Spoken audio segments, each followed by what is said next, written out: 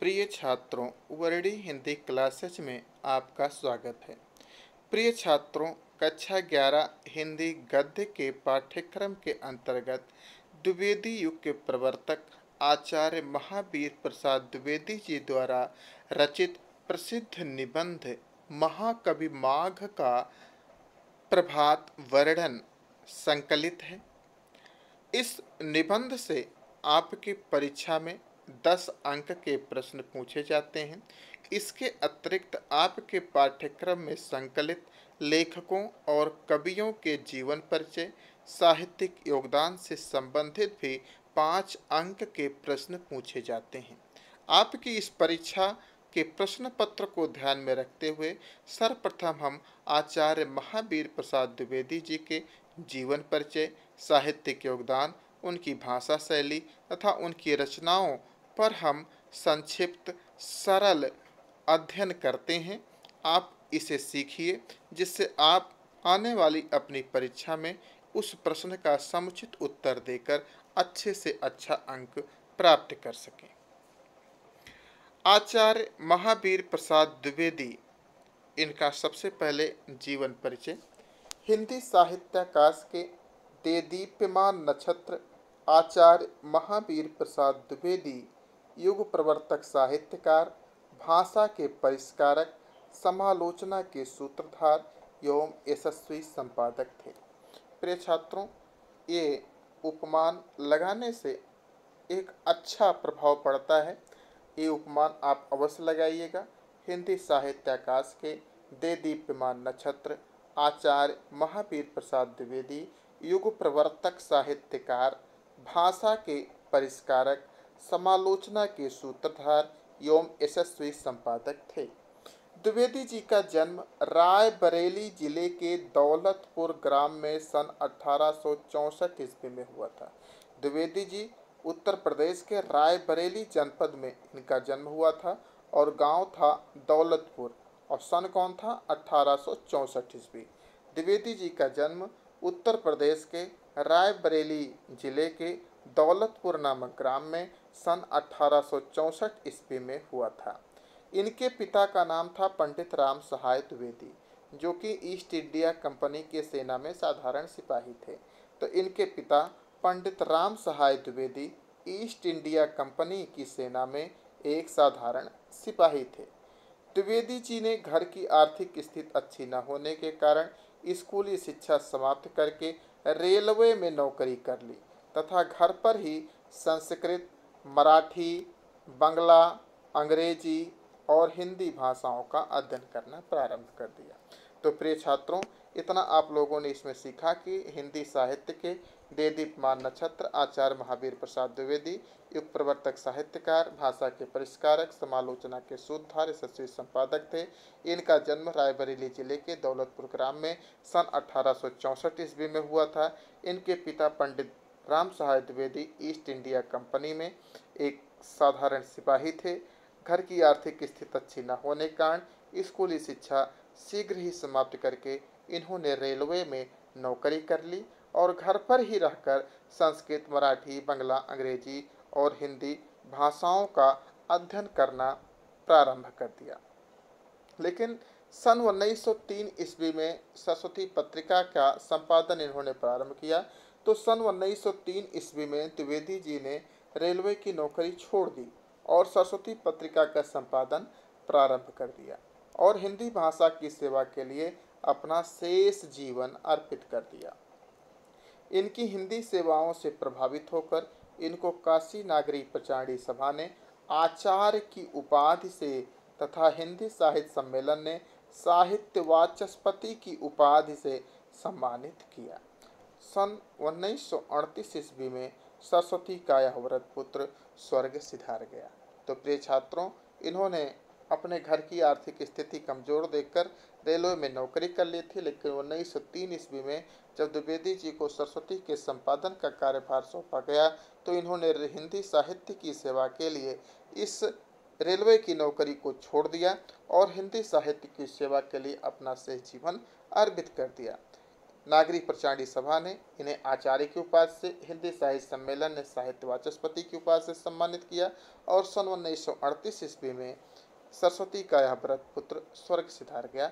इतना ही संक्षिप्त जीवन परिचय आप लोग लिखेंगे, इतना ही काफ़ी होगा, बहुत ज़्यादा लिखने की जीवन परिचय आवश्यकता नहीं है।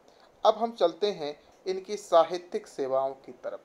तो आचार्य महावीर प्रसाद द्विवेदी हिंदी साहित्य के युग प्रवर्तक साहित्यकार थे। युग प्रवर्तक साहित्यकार कहा जाता है कि भारतेंद्र युग के बाद द्विवेदी युग आता है।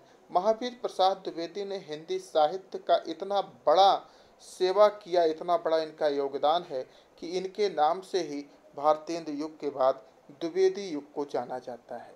साहित्य रचना में रुचि इनमें आरंभ से ही थी। रेलवे में नौकरी करते हुए भी ये साहित्य रचना करते थे, परंतु इनकी साहित्य साधना का विधिवत शुभारंभ सरस्वती पत्रिका के संपादन अर्थात सन 1903 ईस्वी से आरंभ होता। बहुत ही सरल है, आपको बहुत ज़्यादा नहीं लिखना है, आप केवल यही इतना समझ लीजिए कि द्विवेदी जी हिंदी साहित्य के एक युग प्रवर्तक साहित्यकार थे। साहित्य की रचना में इनकी रुचि आरंभ से ही थी और रेलवे में नौकरी करते हुए भी ये साहित्य रचना करते थे, परंतु इनकी साहित्य साधना का विधिवत शुभारंभ सरस्वती पत्रिका के संपादन अर्थात सन 1903 ईस्वी से होता है। सरस्वती का सफलतापूर्वक संपादन करते हुए इन्होंने भारतेंद्र युग के हिंदी गद्य में फैली अनियमितताओं, व्याकरण संबंधी अशुद्धियों, विराम चिन्हों के प्रयोग की त्रुटियों, पंडिताओंपन और प्रचलित शब्दों के प्रयोग को दूर कर हिंदी गद्य के व्याकरण के अनुशासन में बांधा। प्रिय छात्रों, हिंदी खड़ी बोली भारतेंदु के समय में बन रही थी, लेकिन उसमें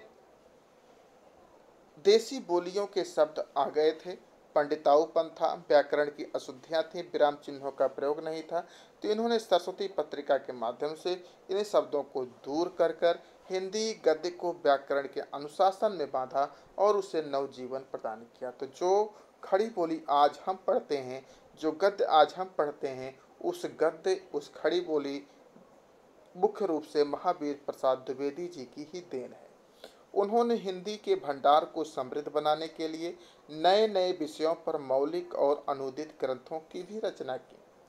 अंग्रेजी भाषा एवं संस्कृत के रंग में रंगे लेखकों की इन्होंने इतनी तर्कपूर्ण कटु आलोचना की, जिससे बहुत से लेखकों ने घबराकर या तो लिखना बंद कर दिया या अपनी भाषा में सुधार कर महान साहित्यकार बन गए। जो अंग्रेजी भाषा और संस्कृत के रंग में लगे हुए लेखक थे, द्विवेदी जी ने अपनी सरस्वती पत्रिका के माध्यम से उनकी इतनी आलोचना की कि उससे बहुत से लेखक घबराकर लिखना या तो बंद कर दिया उन्होंने, और या जो उत्साही लेखक थे उन्होंने अपनी भाषा में सुधार किया और महान साहित्यकार बन गए। मैथिली शरण गुप्त, गणेश शंकर विद्यार्थी जैसे प्रसिद्ध लेखकों के एक गुरु थे, जिन्होंने उनको एक नई दिशा लेखन की दिखाई। इनकी भाषा शैली पर हम थोड़ा सा विचार कर लेते हैं। तो भाषा के आचार्य द्विवेदी जी का हिंदी गद्य साहित्य में मूर्धन्य स्थान है। वह हमारे सामने निबंधकार, आलोचक, संपादक और भाषा संस्कारकर्ता के रूप में आते हैं। द्विवेदी जी एक प्रसिद्ध निबंधकार भी थे, एक प्रसिद्ध आलोचक भी थे। सरस्वती पत्रिका का इन्होंने बखूबी संपादन किया था और इन्होंने सबसे बड़ा काम जो किया वो भाषा संस्कार का, खड़ी बोली भाषा का इन्होंने एक संस्कारित भाषा बनाई। तो वह हमारे सामने निबंधकार, आलोचक, संपादक और भाषा संस्कारकर्ता के रूप में आते हैं। द्विवेदी जी से पूर्व भारतेंदु युग में हिंदी गद्य अनेक प्रकार के दोषों से युक्त था। द्विवेदी जी के पूर्व जो भारतेंदु युग का हिंदी गद्य था उसमें बहुत सारे दोष थे, जैसा हमने आपको बताया। तो द्विवेदी जी ने इन दोषों को समाप्त कर हिंदी भाषा का परिष्कार किया। इन्होंने आवश्यकता के अनुसार तत्सम शब्दों के अतिरिक्त अंग्रेजी, उर्दू, अरबी, फारसी के प्रचलित शब्दों का निसंकोच प्रयोग किया। अपनी भाषा को विषय के अनुसार परिवर्तित करके आलोचनात्मक निबंधों में इन्होंने संस्कृत निष्ठ, शुद्ध, साहित्यिक और अलंकारिक भाषा का सफल प्रयोग किया। कठिन से कठिन विषय को बोधगम्य रूप में प्रस्तुत करना द्विवेदी जी के शैली की सबसे बड़ी विशेषता थी। कठिन विषयों को भी इतना अच्छे तरीके से वो प्रस्तुत कर देते थे कि समझने वाला बहुत ही प्रसन्नचित होकर उनके उस निबंध को पढ़ता था। जैसा कि आप महाकवि माघ का प्रभात वर्णन पढ़ेंगे तो आसानी से समझ जाएंगे।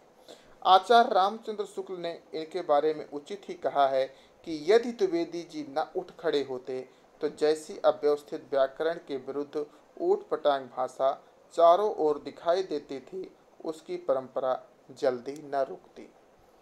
जो ऊटपटांग भाषा पहले दिखाई पड़ती थी, ये द्विवेदी जी के आने के कारण ही ये भाषा व्याकरण सम्मत, व्यवस्थित और संस्कारित बन सकी। तो रामचंद्र शुक्ल ने उचित ही कहा है कि यदि द्विवेदी जी न उठ खड़े होते तो जैसी अव्यवस्थित व्याकरण विरुद्ध और ऊटपटांग भाषा चारों ओर दिखाई देती थी, उसकी परंपरा जल्दी न रुकती, अर्थात हिंदी ऐसी ऊटपटांग भाषाओं की आदि हो जाती।